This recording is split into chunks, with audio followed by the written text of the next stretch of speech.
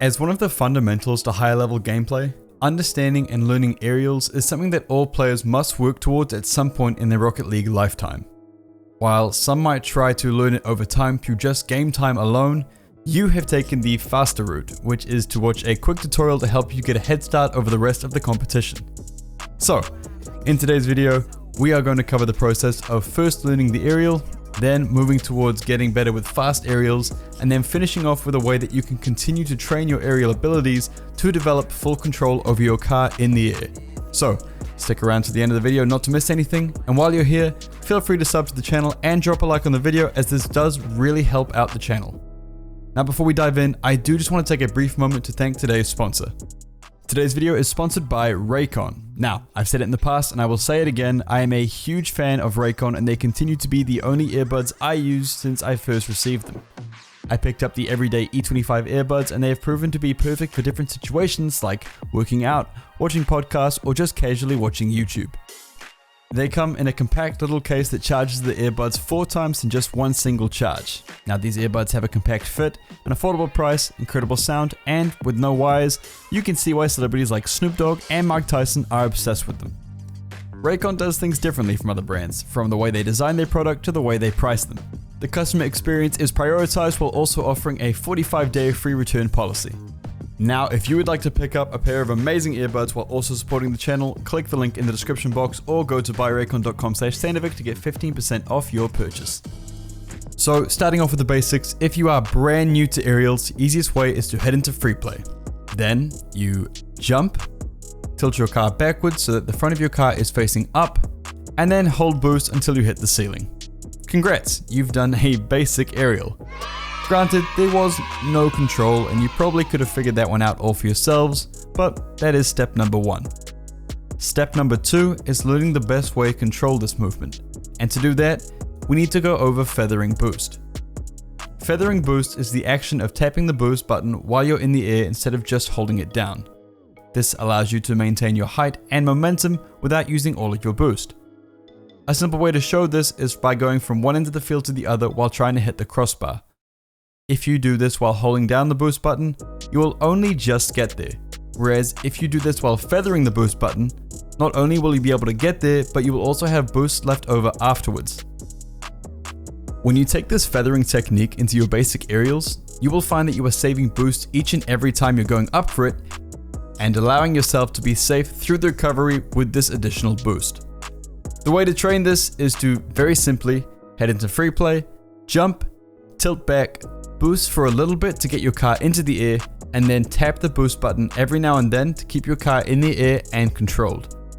This takes a little bit of time to get used to, but try to make your way around the field, keeping your height and staying in control of your car the entire time. This is the basics to an aerial. And of course, there are some times where you aren't looking to feather your boost. Times where you want to get to the ball as fast as you can in order to beat an opponent to that ball. And so this is where the fast aerial comes in. If you find yourself always second in the ball or just getting beat in the air in general, you will want to learn the fast aerial. The whole point of the fast aerial is that you get your car in the air as fast as you can. The 2 main factors that you can measure your success by are when you are 1. Obviously moving towards the ball faster. This can take an opponent out of the game if you beat them to the ball, and so it works on both the offensive and defensive side. And 2, when you are making the decision quickly. It is essential to be quick in your decision. The second you know you're in a good position to go for a useful aerial hit, then you should be going for it without any hesitation. Over time, this will also become more natural for you. So, in order to learn the fast aerial, you want to be chaining your jumps while tilting backwards and boosting, all at the same time. Kind of. If you jump while tilting your car backwards, you might find yourself backflipping. So, you want to get your timing down right. But don't worry, it's actually way easier than you think. In order to stop yourself from backflipping, you want to hold your analog stick down before you've even jumped. This way, when you jump, your car will instantly tilt backwards and you won't have to worry about accidentally backflipping when you jump the second time, as you will no longer need to hold down the analog stick when you chain that second jump. Now, you mix this with boosting throughout the entire time and you will take off into the air as quickly as you can. So, hold down the analog stick, jump and boost at the same time, Then your car should instantly tilt upwards and allow you to hit jump a second time. Practice this over and over again and try to be as precise as you can with your movement. You want to line up before you take off so you don't have to readjust mid-air. If you can make the moment you leave the ground to the moment you make contact with the ball as simple as possible without any need to turn or readjust your car, you're going to be much more consistent in the air and much faster to the ball. But then, onto the last part. I'm sure you are well aware that a lot of people spin in the air and air roll and keep control of the car to a level that looks absolutely insane. Well, I'm here to tell you that while it might look impossible, it is just another skill to train, and with the small training routine I'm about to give you now, you can develop incredible control over your car no matter what rank you are. So, starting off, you want to look at your air roll bindings. I have air roll bound to L1, air roll left bound to square, and air roll right bound to circle. However, I don't use the air roll right button. It is just there because I had an additional button and wanted to maybe give it a try. You can get by with just air roll or just the directional left and right buttons, but my personal recommendation is to have normal air roll and then at least one directional air roll bound. Like myself, having normal air roll on L1 and air roll left on square, these are the main two that I use. Firstly, when learning to improve your car control, you want to just focus on the air roll movements by themselves. For this, I want you to go from one side of the field to the other side, just hovering and spinning while trying to keep control of the car the entire time. Seems really simple, but it's going to teach you very quickly that this is going to be something you have to put time into learning because it comes down to learning muscle memory. So, spin one way and then go back down the field spinning the other way. Get as comfortable as you can going both ways, because if you don't learn that now, you will neglect it later on and end up like me, who can only really normal air roll to the left. But I'm working on it as we go. Anyway, once you do this, you want to do the same with your directional air roll. Go up and down the field trying to keep your car in the air and in control.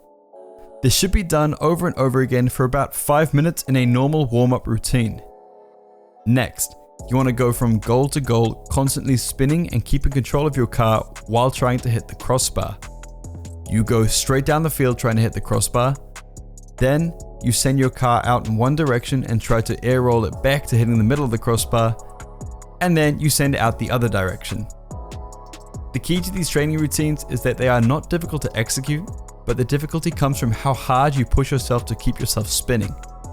Many people will spin a little bit, lose control, and just try to salvage the car by flying without spinning the rest of the way, just to say, hey, I made it.